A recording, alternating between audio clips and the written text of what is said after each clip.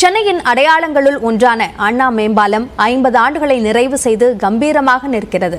சென்னையின் முதல் சாலை மேம்பாலம் குறித்த தொகுப்பை தற்போது பார்க்கலாம்.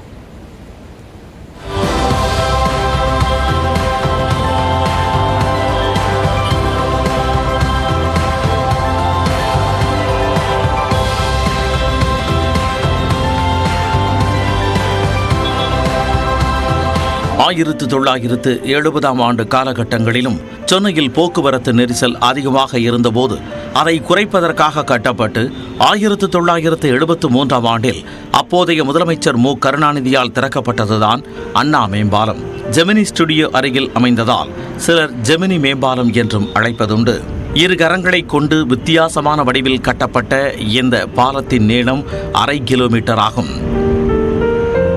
சென்னையில் எத்தனையோ மேம்பாலங்கள் இருந்தாலும் சென்னையின் முதல் சாலை மேம்பாலம் என்ற பெருமையை தக்க வைத்து நிற்கிறது.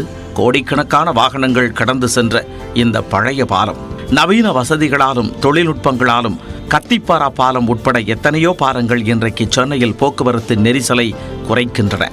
ஆனால் அன்றைய காலகட்டங்களில் சென்னையின் ஹாட்ஸ்பாட்டான அண்ணா சாலையின் போக்குவரத்து நெரிசலை குறைப்பதில் பெரும் பங்கு வகித்தது. இன்றளவும் தனது பங்களிப்பை வலுக்குறையாமல் தொடர்ந்து வருகிறது இந்த அண்ணா மேம்பாலம். 50 ஆண்டுகள் கடந்து பொன்விழா ஆண்டை நிறைவு செய்துள்ள அண்ணா மேம்பாலம் தற்பொழுது மெருகூட்டப்பட்டுள்ளது.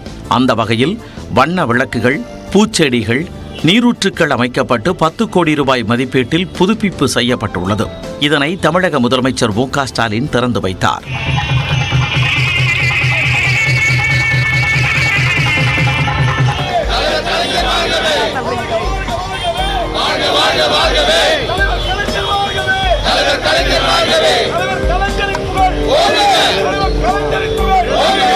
சென்னை வாசிகள் மட்டுமின்றி சென்னைக்கு அந்நாட்களில் வந்து செல்வோருக்கும் இந்த பாலத்தில் பயணித்து LICயை அண்ணார்ந்து பார்த்தால்தான் சென்னை பயணமே முழுமை பெற்றதாய் தோன்றும்.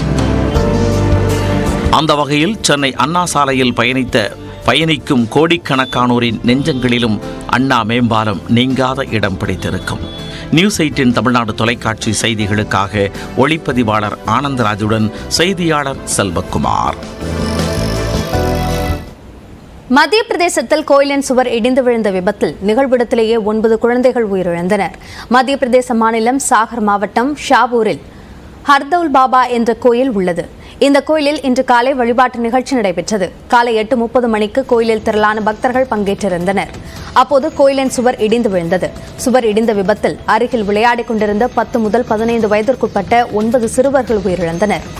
சிலர் காயமடைந்து மருத்துவமனையில் சேர்க்கப்பட்டுள்ளனர். உள்ளூர் மக்களும் காவலர்களும் மீட்பு பணிகளில் ஈடுபட்டனர்.